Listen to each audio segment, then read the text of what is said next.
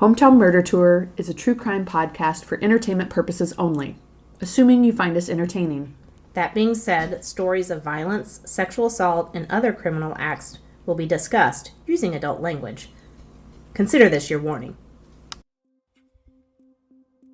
Hey everyone, it's Sarah from Hometown Murder Tour, and just want to give you a heads up to be sure to listen all the way to the end of this episode for a special request from all of our listeners. So, I'll see you then.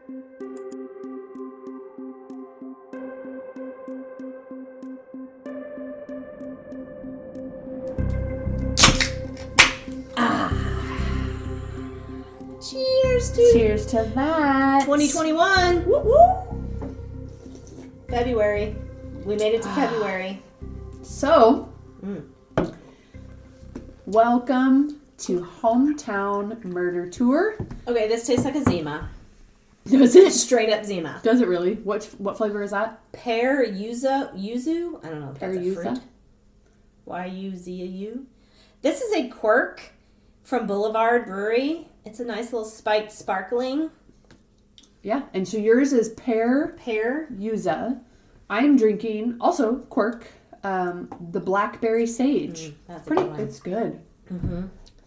So cheers. Cheers to that. Oh, by the way, welcome. Welcome, Hometown Murder Tour. That person over there, that lovely human being across from me, socially distanced, is Sarah. Hi. And that other person way over on the other side of the table is one of my favorite people. Oh. That's Amy. We're real positive today. We are. I'm excited.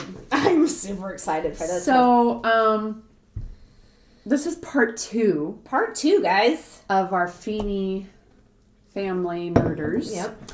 And I'm excited about this one because this one's a bit more. It's gossip. It's gossip, people. All kinds of juicy It's all gossip. gossip. Not fact-based. Nope. All opinion. Yep. I mean, fact-ish. I'm sure we'll throw some facts in here and there. But, yeah, it's just like dirty deets and gossip. Behind the scenes gossip. All the tea, if you will. Yes. The kids Spill say. the tea. I guess before we do that, though, we will do our usual housekeeping type stuff before we get into it. I don't know. Anything you want to talk about?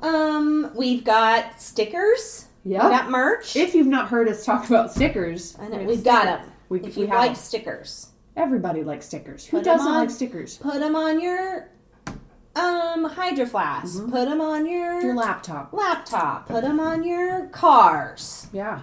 If you're into that. Yeah. Your skateboard. Yeah. All the youths out there listening and skateboarding. I mean, I definitely have them on my skateboard. Mine too. I mean, who doesn't? Right? Yeah, so there's merch. We, of course, always are begging for... Comments, reviews, subscribers, follows. On Twitter and Instagram. So, share us with your friends. Please do. Don't be embarrassed. And let's give shout outs. So I've got an email here. Okay. And I hope I can say the whole name. Maybe I'll just do the first name. Just to be careful. So this was an email back in August. So we're getting closer. Yeah. From Rachel. Hey, Rachel. Hi, Rachel. Here's what Rachel says. She says, first, love the show. Yeah, you do. Thank you.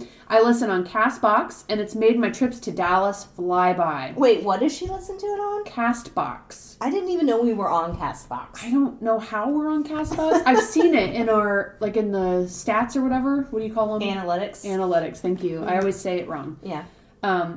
I've seen, it'll say, your breakdown, where your listens, where your downloads are coming from. Right. Whatever. And I've seen CastBox on there. How does it get there? I don't know what it is. Okay.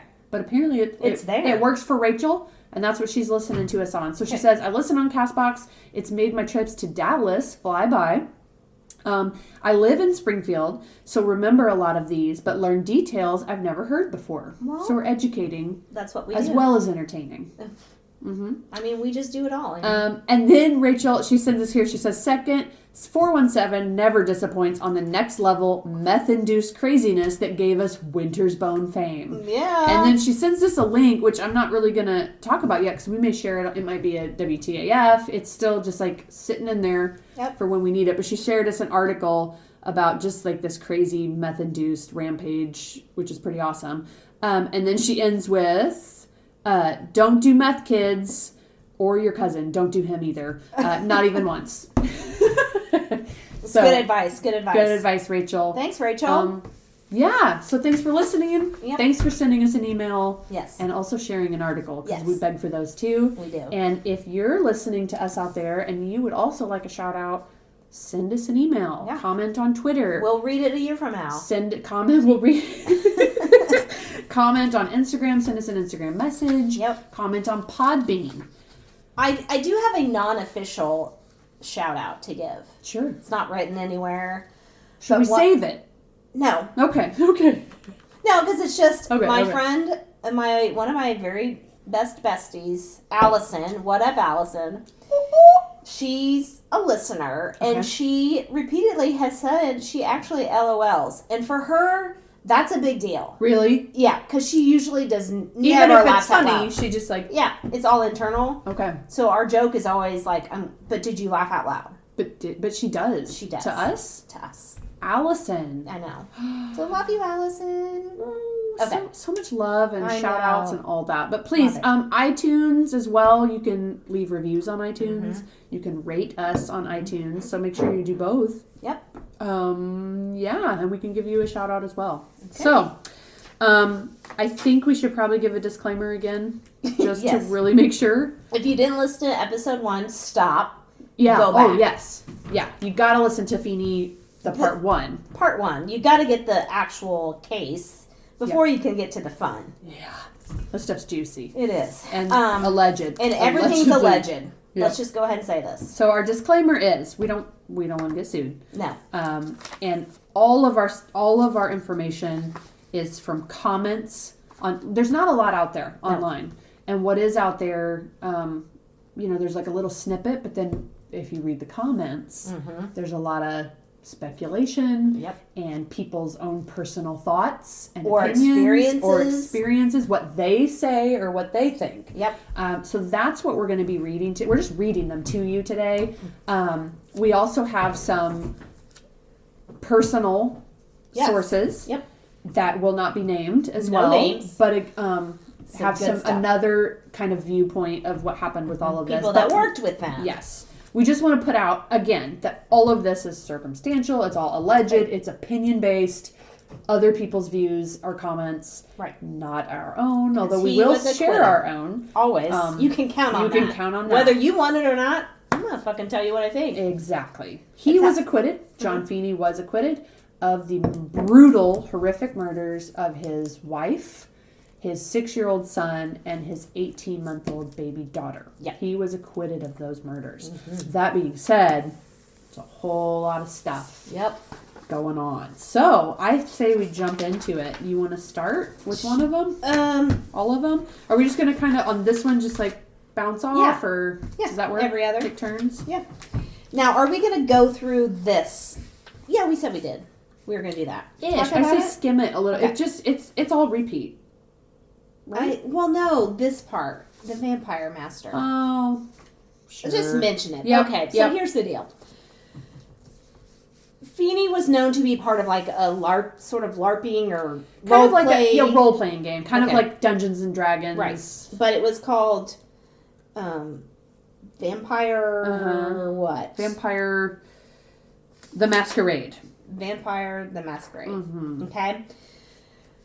So people love to throw this shit in because it goes along with the satanic panic that we talked about. Yeah. But ultimately it was a game. Yes. Of types, And I think it was it was. It probably went along with all the freaky sex shit that he was into. Probably. Yeah. Masquerade, role playing, which is kind of interesting too. So it's almost like this he's this super party guy, social, hanging out with all of the really popular kids, but also playing this. There's like this nerdy science aspect of it too, which is this kind of D&D. Like I'm pretty sure, like your Homecoming Queen wasn't rocking Vampire the Masquerade the game, or maybe you know what I'm saying. So I'm just wondering if it was like I think it strikes me as kind of this nerdy little game thing, but maybe not. Maybe it was there was more. Anyway, just throw that in there because some of these comments will have to do with the Vampire the Masquerade game, and that adds to that. Like, was this darker or more sinister, or where there's Satan came and murdered his family? Yeah. This is from a website. What is it? Prophecy podcast website. One of the very few things places out there that you can find. And we're just like scrolling down to the comments on here. Skipping the article, going to the comments. Here we go. Okay. So from Glendale student. So Glendale, just a reminder, was the high school where Feeney taught. Okay. Mm-hmm. From Glendale student says, weren't they playing Vampire the Masquerade? I wasn't involved in the game, but I knew those who were. I never thought it was him. I always found it strange they checked into the students so little. I also remember the other teachers well. I remember how emotionally it affected them, and then the sex scandal side came out. Mm-hmm. Then there was the suicide of the teacher's brother that coincidentally happened at the same time. I don't know anything about that. I don't either. I can't remember the teacher's name. He was across the hall from Feeney. It was a strange time of sex, death, and odd comments from students. I have my personal theories that never involved the teacher, but it's probably best not to name people that I have no evidence against. Why? We do it all the time. Allegedly. Just say allegedly. Yeah, and then you're fine. Yeah. Okay. So that was a comment from a Glendale student. All right. The next one's just real short. Cheryl was my cousin, and I believe with all my heart John had something to do with the murders. Mic drop. Period. Yeah. Go ahead and get the next one. Oh, I'm going to do the next one? Yeah, that one was short. All right. This one is... Okay, this one's good. Thank you for letting me read this one. So this one is from Post-Murder Girlfriend. So these are their comment names. Like this is their comment name. Yeah. So this is from a girlfriend Feeney had after the murders. Post-murder. Allegedly. Okay. One would have to know John himself to understand why he cast so much suspicion on himself without any physical evidence. John is a pathological liar, even when he knows ultimately he will be found out. He is a narcissist to his own detriment, thinking his science degree made him smarter than everyone around him. In the end, I guess it did. He got away with it. I knew John after the murders, and I initially believed he was innocent, even though he hadn't told me so, nor has he yet to have to tell me. Now, I don't know that I would have dated him, but that's just me. That's right. After several months into a relationship, I began seeing all the inconsistencies and flat-out lies more often than not in his stories, and how much he manipulated people and situations to always make him look like an innocent victim. I think one has to know John's family to understand why he did it. So this is a little insight, I guess, to his family. His father is a pastor in Christian fundamentalist church who did not believe in music, and divorce was sin that one committed against God himself. John was quite the opposite. An active alcoholic with party guy tattooed on his forehead. John cared about his parents deeply and was distraught over the pain his sister brought them when her husband divorced her, so divorce was simply an option John could not imagine. I mean, I find that ridiculous as a reason. Yes. But murder's okay? Right, exactly. But not if he did it. True. Not to those who he would care about how they felt about him. Right. And if he liked being the victim, what's more than being a victim of your entire family being murdered? Okay. Do I know 100% he's guilty? No. Do I know he's capable of doing it? Yes. Few that have come to know him after the murders have come to the conclusion of his innocence. However, the burden of proof was on prosecution. Ultimately, he went the whole enchilada, making it impossible of ever trying John again. John could have been charged with just one of the murders at a time had the prosecution lost. That is a very good point. I did not think about that. I made a note. I read something I have in my notes here that because he was charged. What do I have here? He was charged. He was first degree on all 3 counts is what the charge was. And they're saying if they could have gone lighter, would he been convicted of something else. Like, would they have had evidence enough to convict him for even one of the lighter ones? Yeah. Or failing that, could they have charged it one at a time? That's what they should have done. Mm-hmm. They just went because now double jeopardy. He's done. Yeah. Crazy. Yeah. Didn't think about that. And if you had, like, you would have been thinking about too, if it was first degree, you're talking death penalty, and the jury to convict, you would have had absolute physical evidence, knowing it would wind up going to death penalty. You know what I mean? Yep. So they couldn't. That's very good point there, post-murder girlfriend. Good job, post-murder girlfriend. John is now remarried to a young, beautiful South American girl, which we talked about, with a new family, which has always been his plan. John believes so much in his crazy Christian God. These are her words. Yep. Strange for a man of science. Not necessarily. I know lots of people that do both. That he simply thinks he will see them all in heaven, and in some ways he thinks he did them a favor by getting them off this place and back into the hands of God. You definitely have to know John to really understand any of this, but if you do, you know exactly what I'm talking about. That's her opinion. Yep. It kind of makes, like, if he wanted free, you know, that was kind of the prosecution's argument, was he wanted to break free, claim life insurance, and also break free.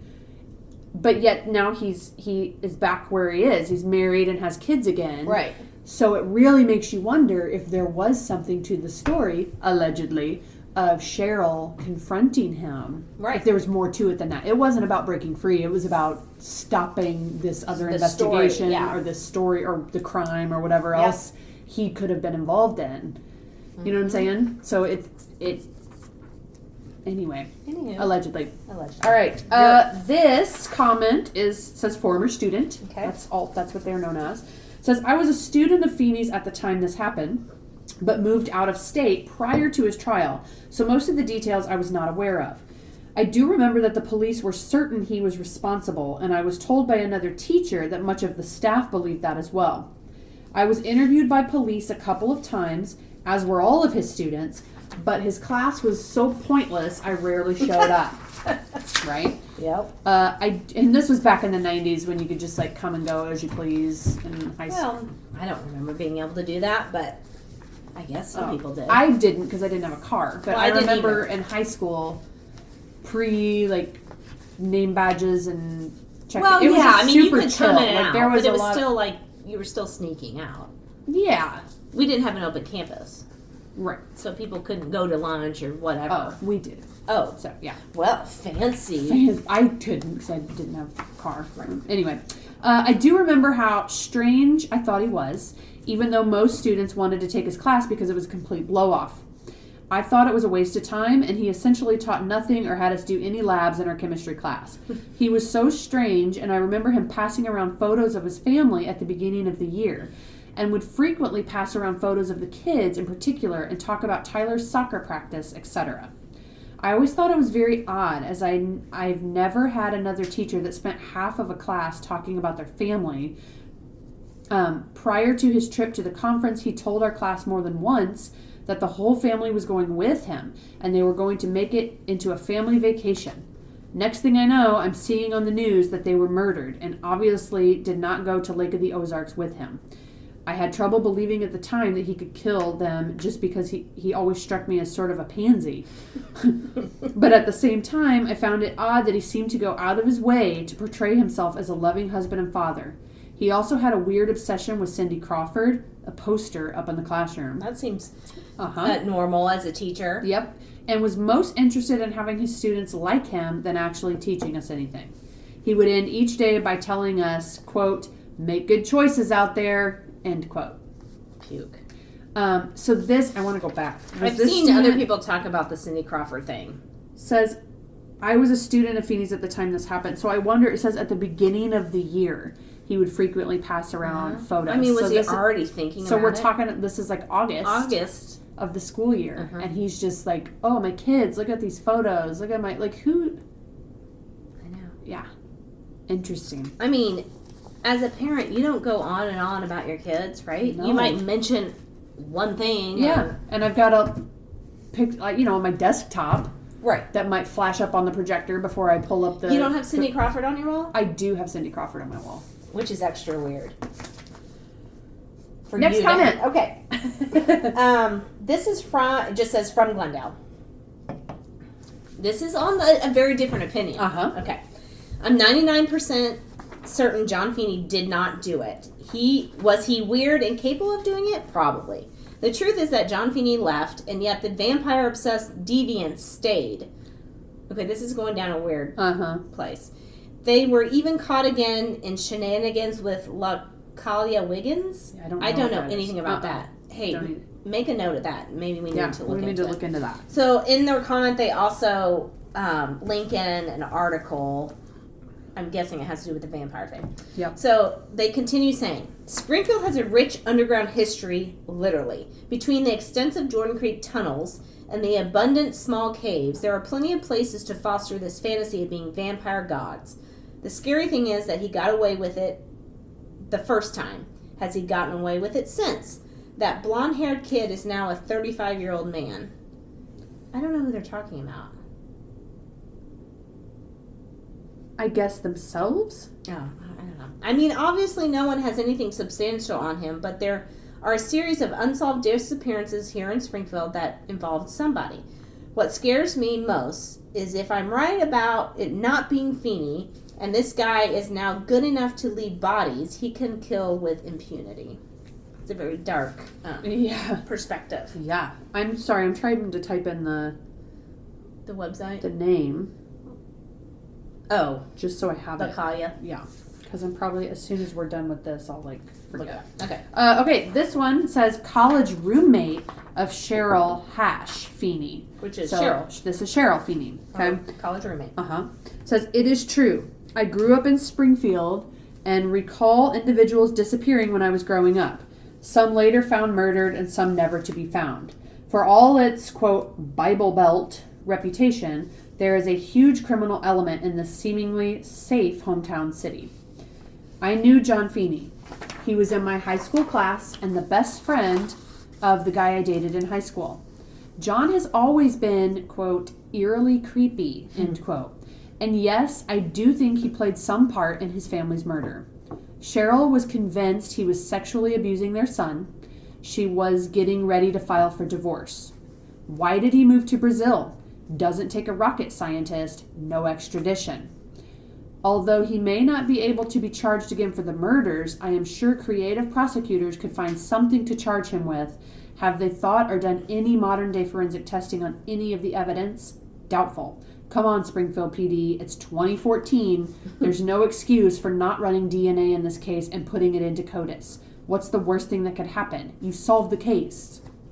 Good points. So, yeah, I knew there's a lot of question about the DNA and more information, about Tyler and was enough, they did test for the Hep B, but that's about it. And then, who all else did they test around with the family? Did they test anyone else? It just said it wasn't from the parents. Right. But there's a lot of questions out there about investigation. Yeah. And what was or was not done. Right. What should have been done. Yeah. Anyway. The shoulda, coulda, wouldas. Mm-hmm. Okay, the next one just says from Glendale. You bring up a valid point that he could have played a part in planning the killing even if he didn't do it. The evidence did seem to point to someone else being involved at the actual scene. It's pretty pathetic. They never tried to match the semen to any other Feeney in the first place, especially when it didn't come back as a match. Okay, so I'm going to stop here. Yep. Because here and there, I think it was only one thing I read that said, and I don't even know if it was the official reports. It said DNA was found. Yes. And the hairs on her bed or nightgown or whatever, but it did not specifically say semen. Right. So I don't know if this person's just making a huge jump. Yes. Well, and I've heard if they just said DNA was found, right. A lot of times people are like, semen. Semen, right. So again, this is someone else's comments. Yep. If they found the guy who actually did the killing, they'd probably have a better chance at determining how Feeney was involved. Feeney wasn't even the creepiest person involved in this case. Would love to know more about that. Right. But then maybe I'm making the same mistake the police made when they thought Feeney did it mainly because he had mental issues. Okay. All right. Fair enough. The one thing that is absolutely certain is that Feeney wasn't the only one involved, even if he did play a part. We'll never know who that other person is solely because of the incompetence of the police in this city. My guess is that the vampire wannabes that hang out in Hell's Church in the Jordan Creek Tunnel, again, news to me. Right? Didn't know that there was Hell's Church and vampires and shit. Right. Man, I thought I was pretty aware of shit in this town. The people that hang out in the church in the Jordan Creek Tunnel have at least met the guy that did this. Not everyone down there thinks they are a vampire, but the ones that do first started getting the idea from one man. I would love to know more about this vampire shit. Right? Maybe we'll put a pin in that, and let's start Googling. Let's figure out the Springfield Underground Jordan Tunnel vampire shit. If you know something about this, send us comments. Maybe we'll do a whole episode just on that, like creepy Springfield Underground vampire shit. I know, and that's the title. We'll just call it that. It's very concise. Thank you. Okay. Next comment, super short, from someone. I don't know. Christina. Okay, we'll say Christina. Yeah, she puts her whole name on there, but I don't want to do that. So Christina says, I still lose sleep over this case. Everyone knows he did it. What went wrong? Police work? Defense attorneys? Ask the one attorney who left the business because of this case. So we could talk about that real quick. Right. Put a pin in that. Or to talk about it now. Yeah. Ask-a-nosy, which we've talked about before because he was featured in one of our previous podcasts. I believe the episode is titled Redemption Chocolate. Correct. So in season 2, we have an episode called Redemption Chocolate. About the Revell murders. Uh-huh. And so Sean Askinosie was a very high profile attorney and had very high profile cases. And so then he ups and quits being an attorney and starts a chocolate business called Askinosie Chocolate. Yes. And it's very, like... he goes to Africa. It's to support... Fair trade. It's like fair trade, and it helps people in Africa. It's very goodwill. It's actually good, and he takes students to Africa, and they work in these villages, and he does a lot of good. And he's also one of the big founders and supporters of Lost and Found Grief Center. So he is doing a lot of really good things, and hence why I call it Redemption Chocolate, because it just, to me, it just comes off as, okay, I defended some really shitty people and got them off because I'm a really good attorney, but now I feel shitty about it, so I'm going to make some chocolate. Yeah. That is purely my opinion, everyone. Okay, next one. Yeah. Is that me? I think so. Okay, this is written from Springfield in, but not of. I like that. Yeah. Okay. Aren't we all? Right? I mean, I don't know what that is. I don't know. I was just reading John Douglas's book, Law and Disorder. It made me think a lot about the Feeney case. We all sat around asking, quote, do you think he did it? When what we thought was biased by our own common sense and theories. Example, we assumed because Feeney was weird, evil, into the vampire thing, plus people who knew him say he was capable of doing this, he actually did it. Theories cannot convict. Evidence does. Look at what happened to the West Memphis Three. Because they were non-conforming to the acceptable Christian lifestyle, they sat in prison for 19 years innocent. The satanic theory convicted them. Evidence did not. John Douglas did a great job in exposing the use of community and prosecutorial theories. What this says to me is that the case was dependent on theories, and the persons who physically did this are still out there. Why wouldn't the DNA be in CODIS? The same reason that we aren't allowed to check out the parking lot for the 3 missing women. That's a whole nother story. Springfield 3. Yeah.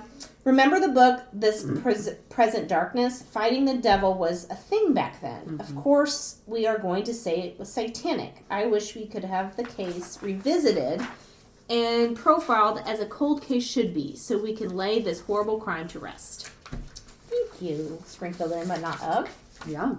Okay. This one is from Glendale alum. Says, I was in Feeney's chemistry class in the late 80s at Glendale. I remember when my mother called me and told me about the murders. The first words out of my mouth were, oh, he did it. I remember him talking about Cheryl trying to get pregnant. I remember him complaining about it in class. Well, that's normal. What the fuck? I remember him saying he didn't want children.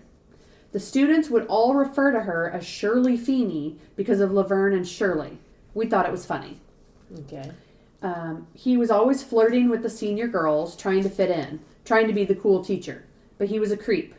He was inappropriate with female students and smart enough to know how to stage a murder scene. I had heard a rumor that Cheryl was killed on a waterbed and that the temperature was turned all the way up, possibly to mask time of death. If that is true, it would certainly be something that a chemistry teacher would know. R.I.P. Cheryl, Tyler, and Jennifer. Yep. All right. Next one is from another student. I was also in his class at the time. I remember very clearly that, exactly as in the early comment, he started talking about his family nearly every single day and bringing in photos. See? So this is another former student saying this. I had never had a teacher do that before, and it seemed strange, but he always seemed strange. I imagine that he thought he had a dream job because he could basically teach nothing and then give easy 50-point multiple choice tests that everyone passed. He also graded on an extreme curve, throwing out the lowest grades before making the curve.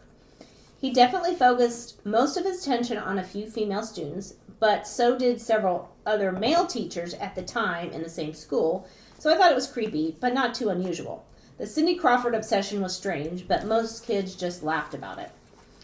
The last class before the murders, he told the entire class with way too much detail exactly where he would be. He didn't just say he'd be away. He told us all exactly which resort and how far it was and how his family would join him there. I'm sure the police got the same info from 100% of the students who were repeatedly interviewed. It was stranger than him showing all the photos of his kids in class leading up to that time. Immediately when I heard about the murders, I thought he must have been planting an alibi. I also immediately remembered my older sibling a few years before telling me how strange he was. I am positive that I had heard a quote from his class at dinner one night when my brother was in the class. He said that his teacher had said that small children didn't count as real people yet, which led to a short discussion. I asked my family members about it, and they didn't remember that at all, and hearsay is meaningless. Maybe someone else who was in his class around 92 to 94 would actually remember him saying something like that. Those are my years, people. Yeah. So as a student at the time, he seemed very creepy, very clever, and always wanting to take shortcuts. There we go. And then we put a little side note in here. This was in a comment, just adding on to the talk of, or the comments about him going out of his way to talk about his kids that year, and especially right before. It's mentioned in some things, although I don't think we found it in this that we printed off, but about the pop-up book. Oh, yeah. So this is another comment. This looks like it's a comment from a newspaper article from the St. Louis Post-Dispatch about this, where it's like, teacher accused of killing family, compare case to OJ, whatever. So this comment's on there, and it says, John Feeney was so pleased with the gift he bought for his 17-month-old daughter that he showed it to his high school chemistry class. It was a pop-up book, recalled Feeney's former student, Devin Phillips. I just remember him reading the book to the class. It's uncertain, though, whether young Jennifer ever got to enjoy the present. And then it goes into the actual article. But here's another case of him bringing a pop-up book to his classes. Like, look how much I love my family. Look what I got my 17-month-old baby. And then reading. Yeah. So a high school chemistry class, you're going to sit there in front of class and read the whole class a pop-up book for a 17-month-old? No. Just read them that book? It's all very odd. Yep. It is. Allegedly. Am I doing this one? Oh, Laura. Mm-hmm. Laura leaves a comment that says, I think having family members in law at the time, he didn't physically do it. I think he got someone to do it for him. I wish they would reopen the case with all the new advances in today's world. There is a sick person out there, not to mention the husband. I went to school with Cheryl and visited with her several times after graduation. This was one special woman, a nurse with so much compassion and love, a beautiful, loving mom. She deserves the truth to be known. Her poor father passed without ever seeing justice. Yeah. Okay, this is from Shannon. She's replying back to Christina. The early comment. So, Mr. Askinosi did not leave the business because of the case. He had a long-time desire to own a chocolate factory and make a difference in the world, which he has done. The facts are the facts, and they don't change. Someone else's semen was found. Someone else's hair fibers were found. Tyler had a sexually transmitted disease that neither parent gave him, and footprints not matching John's were found. I am confused how anyone could even consider it was him. This was poorly handled by the police department, and further DNA testing should be completed to find the killers or killers. So, someone on the other side. Yep. This is from Anandi. Probably supposed to be anonymous or... Yep. Oh, yeah. Okay. It says, several years ago, I worked with one very close relative of Han Phoebit. By the way, he is now known as Han Phoebit. When we're skimming over these, I was like, what's Han Phoebit? Who's Han Phoebit? And Sarah's like, John Feeney. And I died. I died laughing. It was hilarious. So, I worked with one very close relative of Han Phoebit, a.k.a. John Feeney.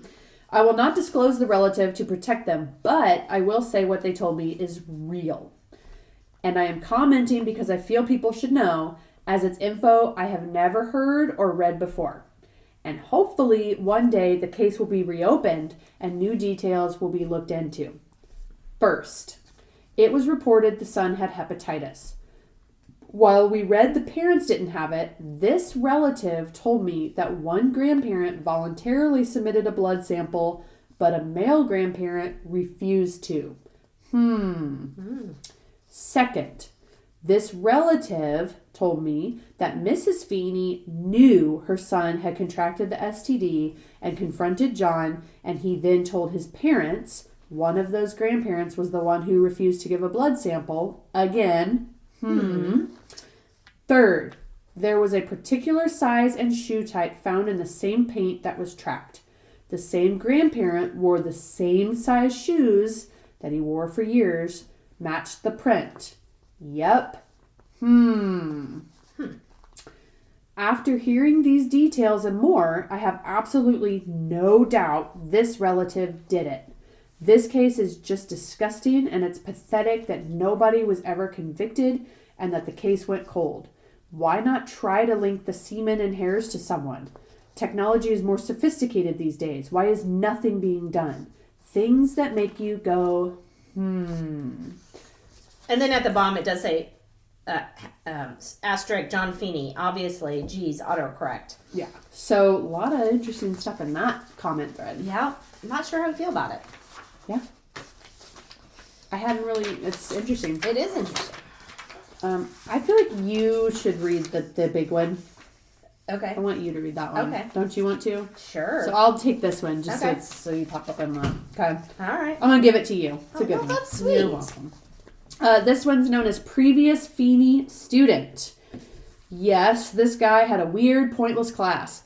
I recall he would fire chalk at students through a blow tube if he felt they were not paying attention to his meanderings, which, yearbook shout out. Yes. You've got yearbooks. Guys, I have yearbooks. From Glendale High School. Yep. And John Feeney is in the yearbooks because he was a teacher there. And we've been looking at, we'll post, we've got a real good a lot picture. of stuff. But one of them said, it was like, one of my favorite memories is Mr. Feeney shooting chalk out of a glass tube. Hee hee hee hee. Yep. So this comment also talks about that. So apparently he shot chalk at students or whatever. It's very hard to imagine Feeney had multiple affairs, but the fact that he did makes me think he was capable of anything. In hindsight, he did flirt with the female students. Although there is something definitely wrong with Springfield, or at least there was in the mid-'80s to 90s. R.I.P. to the victims of this crime. May justice come to the perp in such a way that would know the truth. I think that the world knows That the world knows the truth. Thank you. Yeah. I like that it said there was something wrong in the 80s and 90s. That wasn't just Springfield people. Yeah, it was that everywhere. Was the world. It was the world. Yeah. Okay. Here's one. So name of this one. From is Former Detective That Knows. So this comment thread that Sarah's getting ready to read is from someone who says they were a detective. Who claims, allegedly, that they were a detective on this case. Yep. All right. So here we allegedly. I was one of the detectives on the case. There was a lot more evidence that didn't come out that should have. Daryl Moore, who was a prosecutor, right? I think so. Was just no match for Sean Askinosie. Sean truly believed in John's innocence. He was wrong. The crime scene. The heat was turned up to make the bodies decompose faster. There were footprints from the garage and paint all the way through the bedroom.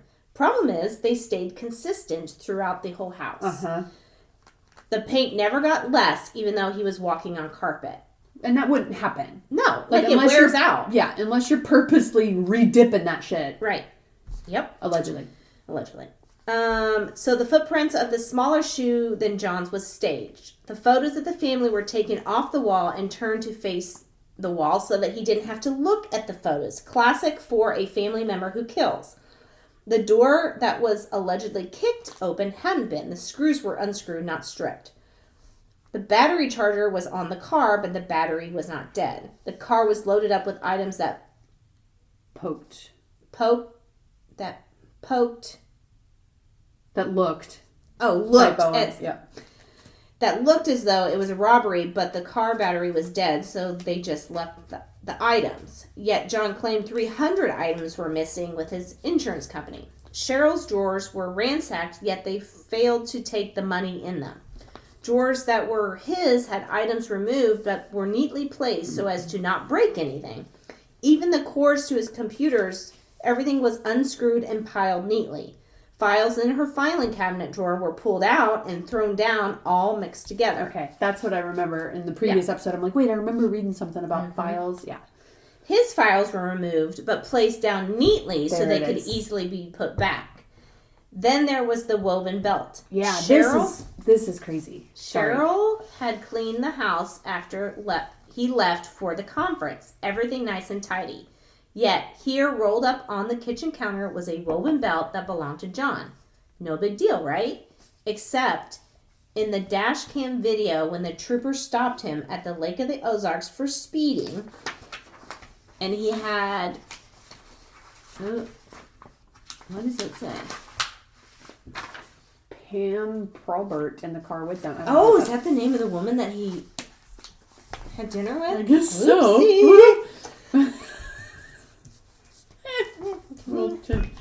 Except that, okay, so I'm going to go back. Except in the dash cam video, when the trooper stopped him at the Lake of the Ozarks for speeding, and he had the woman in the car with him, he is out and leaning in the driver's window, talking to her, and you can see he has a web belt hanging down. Yet, when we went and got him from the motel room where he didn't have that belt, it wasn't in his suitcase, room, or car.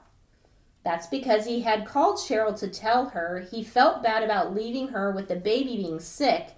Then the voice recording is cut off.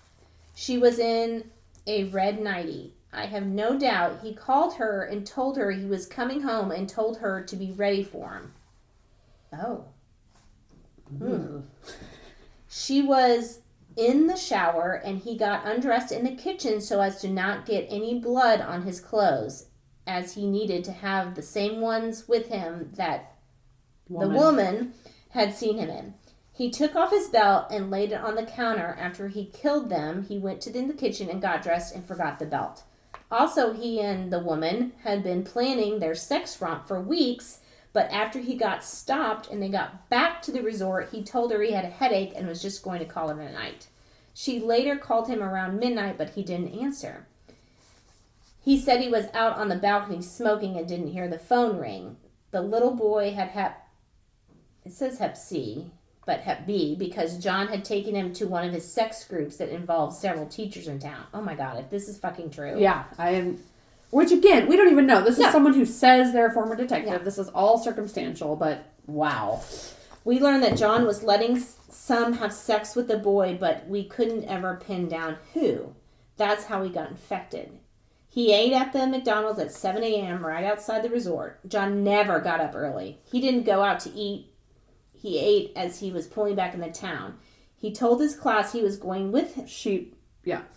He told his class she was going with him so that later he could stay, that all of his students thought the house was going to be empty, so they must have broken in. Only to find that she hadn't left, so they killed her. Problem with that is that he and the woman had been making plans that didn't involve Cheryl. His car was seen at a gas station about 20 minutes from Tantera by a person from outside of Springfield. She described the red Mustang. I remember that Mustang so perfectly. Of course he did. She described John and even overheard him telling the clerk about the conference. She says he even opened the door for her. She told police, but after the first fiasco, Daryl decided not to use her. The station was about 40 minutes from Tantera, and she saw him at 6:20 a.m. That puts him pulling into McDonald's. That's just a few of the things never brought out at trial, but there was so much more. John got away with murder, I have no doubt. Boom. Holy shit. That's a lot. There's a lot to that. Mm-hmm. A lot I've never even heard of. Circumstantial, the belt thing is pretty crazy. I didn't know she was, it just always said nightgown. This said red, like almost he called her like, I'm coming home and I we're feel gonna bad. get it on. Like I left you with the kids. I'm coming home. Let's have a romantic time. Yeah. And then she's in bed waiting, and he murders her. Huh? Allegedly. Wow. Okay, so that was that comment. Yep. This one. It's just the one left. I think that's it. Yeah, one more from just Dave. Dave says, this case always seemed like an extension of the satanic panic. I remember seeing reports of this as a teen. A very big deal was made of his role-playing hobby to the extent that other physical evidence was ignored. Okay, back to the vampires. So, yeah. Whatever. Yeah, so those are all just kind of random comments from that website. I say we go ahead and get this off of this recorder and onto something safe, and then we kind of come back. Okay, and we're going to take a break. We'll be right back. Okay, we're back. And we're back. All right, we just had to make sure we backed up everything. Yeah. I mean, we're talking a lot. Podcasting gold right there, people. We didn't want to lose it. We don't want to lose it. Okay, now, the next, we're going to... Still comments, but this is, she was a teacher in the district and didn't work with Feeney, right? But worked with a bunch of people that were involved in that shady ass shit that was going on. So she was so kind and typed up a bunch of her memories from that time. Close friend. Very close friend. We love her. We love her a lot. Mrs. Jane Doe. Yeah. Okay, so we're just going to go down the ring. Yeah, I think when we talked to her about this, I think she just was like, I'll just start typing thoughts. So these are literally just her thoughts, typing them out. Yep. So here we go. All right, you go first. Me first? Mm-hmm. Okay. So she says, my memories about the Feeney case. I'm really worried I'm going to accidentally say your name. But I'm not gonna. Teachers across the district were shaken by this news when we were informed early on the morning after the bodies were found. So I think, was it a Monday that the bodies were found? I feel like it was a Monday. That Monday. Yeah. Some held impromptu prayer circles. Many found it difficult to focus on teaching that day. Yeah. Mm-hmm. It was a hard day to get through, even for those who didn't know John personally. I feel it was kind of similar to the Haley Owens, I'm sure, but worse. I feel like this is way more horrific. Yeah. But just, I remember, didn't know her. But also there was a student. It could have happened at any school. So there was a student at the school and also an employee. I mean, Craig Wood was a teacher's aide at a school. So it was this connection to the school and all of the questions. I mean, Tyler would have been in kindergarten. Yeah. It just kind of, So I'm sure, I can't even imagine. It was immediately evident that several teachers on our staff knew John personally and were shocked by the news. Some cried, others were stunned to silence. Okay. Her second memory. The special task force was visible in my school as well as many schools to interview teachers because so many of them knew John. Besides science teachers who knew him from staff meetings, district-wide meetings, many teachers knew him from activities outside the school environment. Even if staff members didn't know John personally, they knew teachers who did know John well and had heard stories of his extracurricular activities. This was not news to lots of teachers. He had partied with a good number of teaching staff, and even students were interviewed who had interacted or knew about such activities. Wow. It's just so crazy that this was like known. Like, oh yeah. Feeney and the parties. From all over schools, not just the school he worked at. Like, this is... Well, we always talk about Springfield in general. It's just like a big, small town. Yeah. I knew one parent of a Glendale student who was very concerned because her son was one of his students, and she was shocked to learn from another Glendale parent about John's inappropriate relationship with students. He wanted to trust her son to tell her the truth about what he knew. She asked me if I knew Feeney, but I did not. She said she was going to get with her other parents to find out what they knew.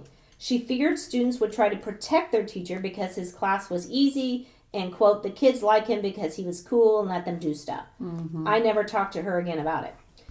I remember the district tried to keep this from public discussion. It was an embarrassment to the district to have it revealed that some R12 teachers were involved in this kind of behavior. I remember a party apartment being mentioned that was used for these activities. And I remember that the science coordinator was questioned because he and John were very good friends who hung out together after school hours. I remember his first name was... Should I say it? Not gonna. Yeah. But I don't remember his last name. Okay. Number 3. In my school, some of us were asked on short notice to cover classes for teachers who were being interviewed by the task force. Some of these taught science, but some knew John on a personal basis from activities outside school. I know 2 of them admitted to having had intimate relationships with John. Damn. Like, how many of these people? A lot. Like... Ugh. These 2 were questioned multiple times in our school. One science teacher was distraught about having been associated with John. She was previously involved in parties and social gatherings where John was present, but she had more recently become very religious. Her religion was very obvious. Scriptures as background wallpaper on her computer in her classroom, openly praying, etc. She was visibly upset at having to be interviewed about her previous participation in parties with John at conferences, etc. Another teacher had a close connection with John, and she was questioned multiple times. She had to leave school at least once after being questioned because she was too upset to teach. One science teacher who knew John from school meetings and conferences said that he was not surprised at the party revelations, but it stopped him in his tracks to think someone he worked with could be capable of killing his family. He said he would more likely believe John could have been capable of having someone do it for him. He said that maybe he preferred this scenario because it would be easier to accept about someone he worked with. Yeah. He said it wouldn't make it any better. I mean, kind of. It makes it better. Yeah. I mean, really. Yeah.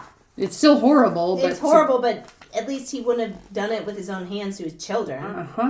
But it would make it possible for him to not picture John in the actual act of murder, the physical work of killing.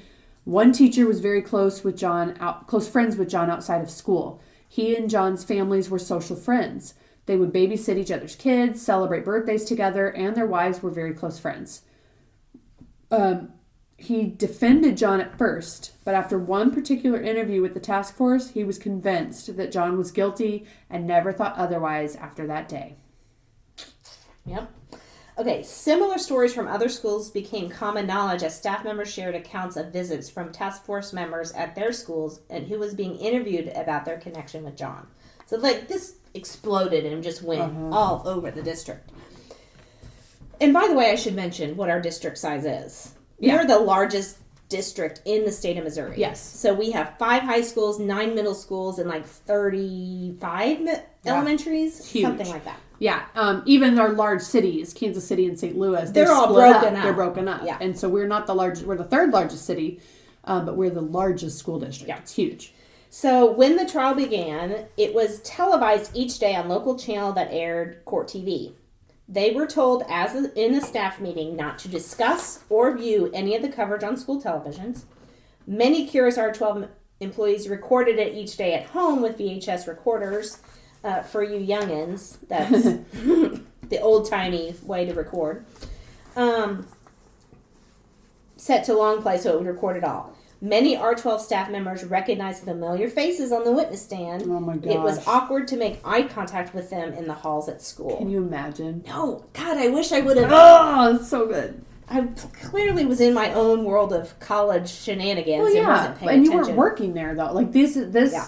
These But comments still, it are was my someone teacher. who knew these people, and you Right. know all these faces. Like, oh, that's so and so. Uh-huh. Man, and to hear them testify, yeah, I was banging it out with Right. so and so I and was so and so on a party boat at Pulling a Tantera. train Right? on the boat. And then you're just like, good morning, Hi, good like the next morning. morning. What's your lesson for today? Are you done with the copy machine? Yeah. Can I use it? Do you need a restroom break? Do you need to go bang it out? Yeah. some more? On a boat. Okay. Only one witness was allowed to testify without her face being shown on camera. Her voice could be heard, but she got some arrangement with the court. Her face was not revealed. For people who knew her, she was recognizable by voice, but not by sight. I would love to know how she got that deal. Uh-huh. The staff member who was close friends with John's family later commented with bewilderment on why the prosecution didn't use the many pieces of evidence that he was made aware of during his visit to the task force. And we're going to go to my interview I had with one of my former teacher and later colleagues that, the task force would tell them things when they were interviewing them. What the hell? I know. Some staff members were reassigned to other schools in the district for a, quote, fresh start, away from their colleagues to save them from embarrassment. Right? Yeah? Can you? I think I would just quit. I can't. Oh my God. Yeah. At least one was made by request of the staff member themselves. There was widespread doubt by all who knew John that he would make good on his statement that he would look for the killers after he was found not guilty. Uh-huh. There was a lot of surprise and comment about his going back and living in his house where his family was murdered, which we've already covered. So it's fucked up. Yeah. Again, disclaimer. These are all people's personal thoughts and opinions and memories and whatever. That's all. That's all we're reading here. Yep. Okay, so last night I had the privilege to talk on the phone with one of my former teachers, and then I ended up getting to work with her later when I became a teacher. But we had a really good conversation. It was about 45 minutes long. Said a lot of the same things we've already talked about, but it was just really fascinating to talk with her about it. So, these next comments we're going to be covering is also from a teacher who worked in the district at the time, but worked at Glendale. Right. She was a Glendale teacher. She was a colleague of John Feeney's. Yep. Okay. And so you recorded the conversation. I recorded it so I could go back and listen to make notes and whatever. And so I went back and listened too and kind of made notes as well. So I think what we're going to do for this one is I'll just kind of point out some things I made notes of, and then that'll spring your memory and kind of go from there. Sounds good. Sounds great. Okay. So she talked about how as a faculty, and not just, I'm sure, not just for the teachers at Glendale, but for everybody. Yeah. She says it was just consuming for years because you had the incident. Right. And then the trial's not going to be for a year. He's not even arrested for 14 months. Right. And then you have all of this afterwards. Yeah. Right. And so she just talked about how consuming it was, and then the district response to all of this. Right. It was like, don't talk to anyone. Like she was told, not only you can't watch on district TVs, duh. I mean, I get that. Yeah. But do not talk on your lunch break about it. Do not talk in the conference rooms about it. Do not, it was like a moratorium. You're not allowed to talk about this. Well, if you guys know anything about teachers, that is impossible. We talk about everything. And we're the worst. We are the worst. Yeah. And by we, I mean, other teachers. people. Not me, but everybody else. And just, so it was like they found their ways. They would go in their classroom and talk about it. Shut the door. Yeah. Oh, what? We're talking about, we're collaborating. Mm-hmm. We're doing this really awesome cross-curricular bullshit. Thank you. Anyway, oh my God, did you see on court TV last night? Yes. Also, just the act of just telling them, don't talk about it. How these poor people are dealing with some shit. And being questioned. She starts talking about the trauma that it caused. Can you imagine? As a teacher, when unfortunately, we've had students pass away. Yes. For whatever reason, not murder. Right. How traumatizing it is. To the teachers, secondary trauma. It's a thing. Yes. And can you imagine, the first year, it's just that your coworker's wife and two very small children are murdered. Horrifically. Yeah. And those details start coming out. And you find out about how. Like, not that it'd be horrible, like, they were shot in a robbery at a gas station. Like, that would be horrible. Right. But we've talked about the details of this. Yeah. It's real bad. So, yeah, she was very, the trauma of it alone was... And to be told not to talk about it. That would not happen. And that's the first year. Then the second year, then they start interviewing everyone. And the sex boat comes out. And you're like, what? And you can't talk about that? Well, it was funny. Another teacher I talked to, I sent her a message on Facebook. I'm like, hey, do you have anything to say? And she just, I lost my train of thought. What was the last thing we just said? The trial came out and all the, details. Oh, she was just talking about, she was so naive. And she was like, what? I didn't know any of this was going on. Yeah. Well, and I think you guys joked in the interview, how are these people finding time to, bang it out on a boat on a Friday night when I go to bed at 7 on Friday because I'm teacher tired? What the hell? Exactly. And more energy in the 90s, I guess. Apparently. But that she I remember in the interview when you talked to her, she mentioned that the trial brought out all of this dirt. And, there was rumors maybe about him kind of being a little bit of a horn dog, but all of these other teachers involved in this too. It was pretty much, allegedly. It sounded like it was the entire science department for the entire district. Yes. Middle and high school. Yes. Big old science teacher. Sex house. Yep. Well, and there were rumors too about that apartment. There was an apartment rented nearby the high school. Yeah, on Ingram Mill. Yeah. It's all apartments on Ingram Mill. Yeah. That was their sex house. But then there was also a cabin at the lake or a boat or something. What the hell? Yeah. I expect that from math teachers. but science teachers? Oh. Anyway, she did talk a lot about Feeney. Yeah. And his, just the social guy. Mm-hmm. He was school. And it was probably innocent in the beginning. He was a social director. Yep. He would organize a volleyball team and he would organize the, happy hours and he would organize whatever, which is what teachers do. Yeah. And she said that they're kind of the same thing. A lot of faculty liked the guy. They partied. They would go out for drinks after work and go here and go that. And even the people who didn't have the science sex ring, they liked him and they would go have drinks and hang out. I remember she said faculty was mostly unaware of all of this. Some of them had suspicions, like we said, I don't know, there's some things. She said he pushed the envelope, but a lot of people did back then. Yeah, flirty and and just she talked a lot about his arrogance. And actually, two other teachers I talked to as well, they just said he was arrogant and he thought, like a narcissist. Yeah, a narcissist. And a lot of, I will say, no, I'm not going to say. He was super arrogant. He would walk into her class and just walk around as they were doing their labs. Observing. He was the principal observing. He has some authority in it. Right, but it was just... to walk through. Yeah. And then, actually, my friend, we were in journalism together, she said sometimes at lunch she would go hang out with our journalism teacher, and he would be in there hanging out with there. And, she just said it was creepy. Yeah. I thought this quote from her, it gave me goosebumps. Okay. When she talked about, she was interviewed. They were all interviewed. People that worked with them, any questions, all of that. And she said that the detective who interviewed her said, the quote, "None of us think we know a murderer." Yep. None of us think we know. And that's what she said. She was like, I didn't think about it until he said that. Yeah. Yeah. You never think you know a murderer. No one thinks they know a murderer. And I just was like, oh, that's... Everyone you know is capable of killing someone. Yeah. I thought it was kind of creepy. She mentioned he was on leave. So after. Yeah, he never came back.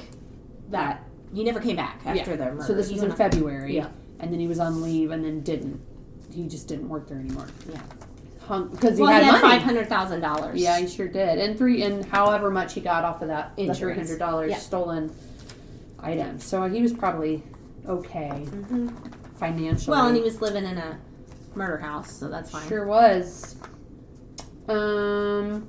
She talked a lot about, and I was going to have you explain a little bit more about Glendale at the time, just like the types of kid. Like she mentioned, like all the kids were there, prosecutions, like defense. Yeah, like I said earlier, like Glendale. So here's how we describe it. If you grew up here, Glendale's old money. Kickapoo's new money. Okay. So Glendale is on the side of town that was established. This is where all the money was before that side of town was even developed. Okay. So we had all the high up attorneys, doctors, like anybody who was anybody. This was like pre-IB. Yeah, IB didn't exist. They had International Baccalaureate, where a lot of the smart kids go, and Springfield Catholic High School, where a lot of the private, the private entity. So that was not a thing. Glendale was it. Yeah, and it was kind of known as the hoity-toity. Hoity-toity, the kids, if they were going to do drugs, it was going to be cocaine because it was the most expensive. Right. I mean, I went there, and you pull in the parking lot, BMWs. I mean, all these 16-year-olds driving these very high-priced cars, and that was just the way it was. I wasn't that way. I didn't even have a car. Right. But it was... a lot of money. Yeah, and she mentioned, like, how crazy. Picture this, like, the news comes out. You have all this talk, all these rumors, all these things happening, and you have the kids of the prosecution attending the school. You have the kids of the defense attending the school. She says the coroner's kids were there.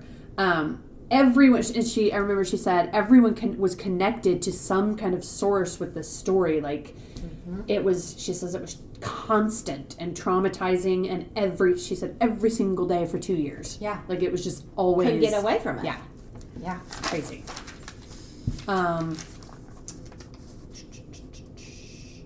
There was something about a meeting, how they even kicked teachers out for talking about it. Like they were that strict about well, and what was funny, when she was telling me that story, it's so funny, and I'm not going to name the teacher, but we all had her. I can say she was a business teacher. And she was very prim and proper, professional to the T, all of that. And, like, she got kicked out of a meeting because she's in the back of the room talking about the case. And as everybody would be. Right. Well, and didn't she say they were pulling people? It was a professional development meeting, but the task force, they were actually pulling people out. Right. Did you say that already? No. Okay. I was skimming notes, and pulling to them interview, out to and then they'd send them right back to the meeting and snag somebody else. Yeah.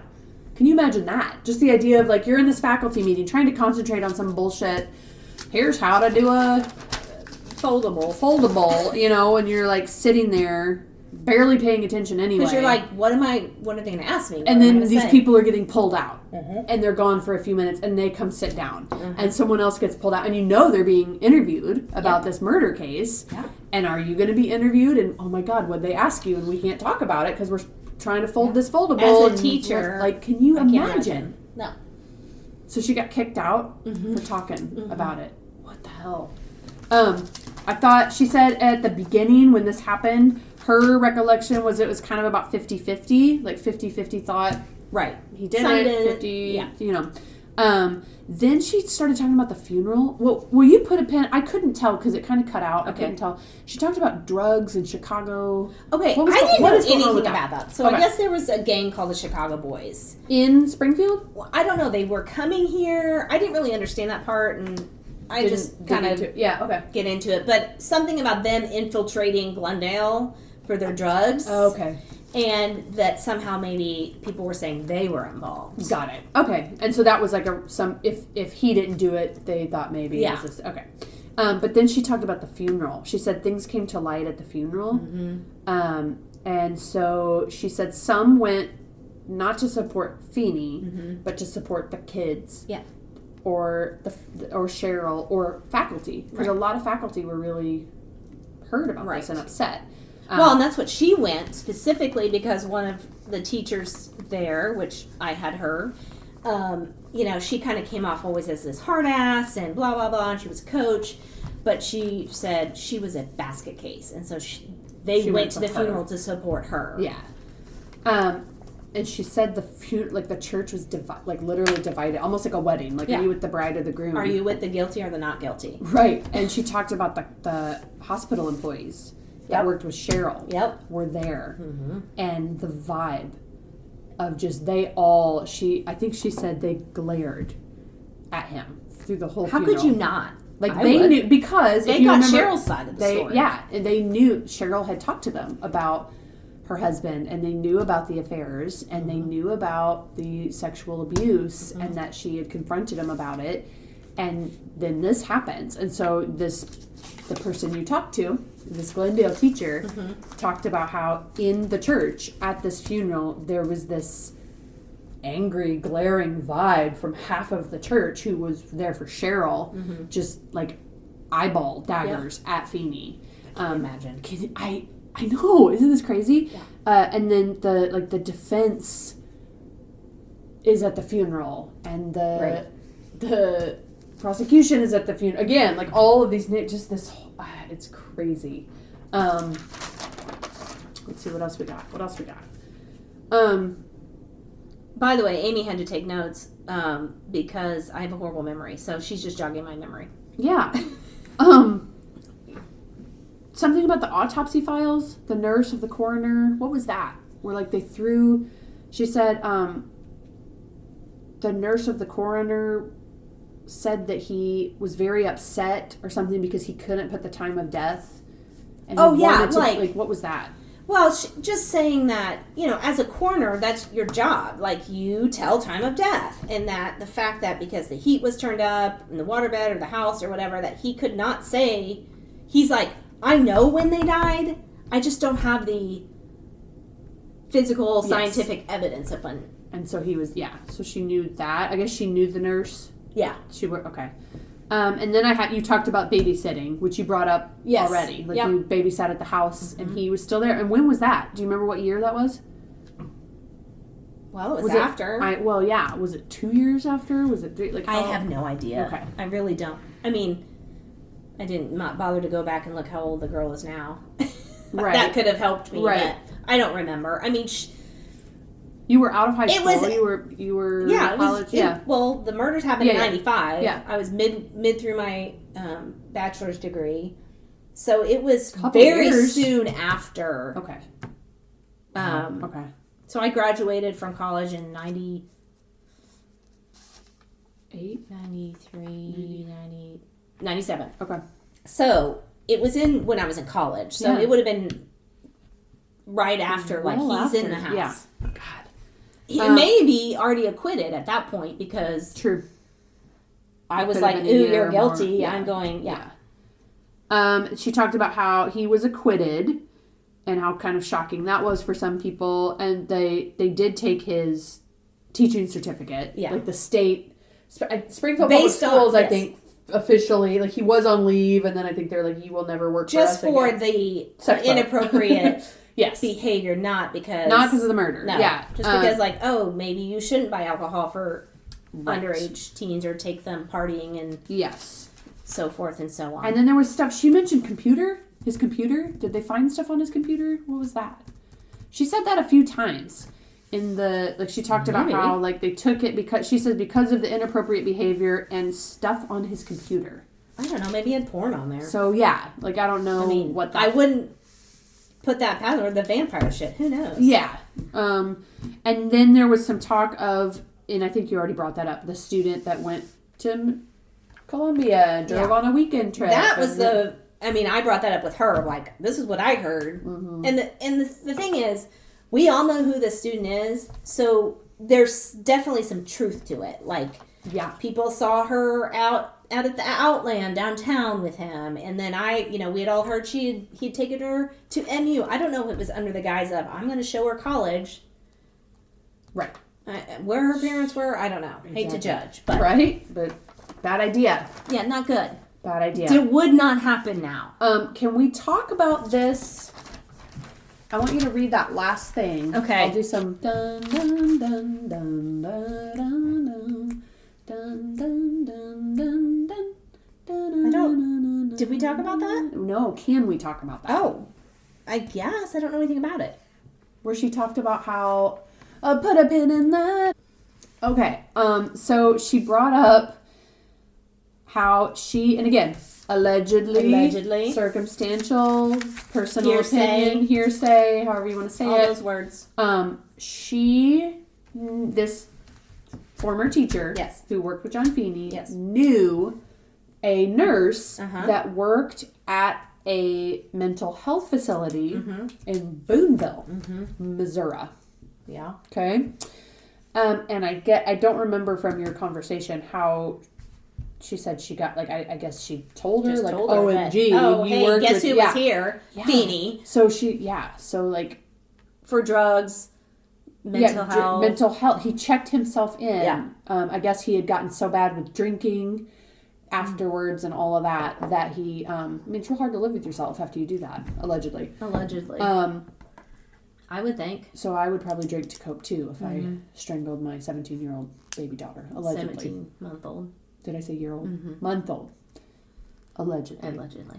Anyway, he checked himself in. Yeah. Here in Missouri. Yeah. Like a couple years afterwards. I wonder if he was so bad that he said stuff to his counselor. Although I don't feel like now, you can't say you killed someone and keep that quiet, right? Like, as a therapist, you can report that, right?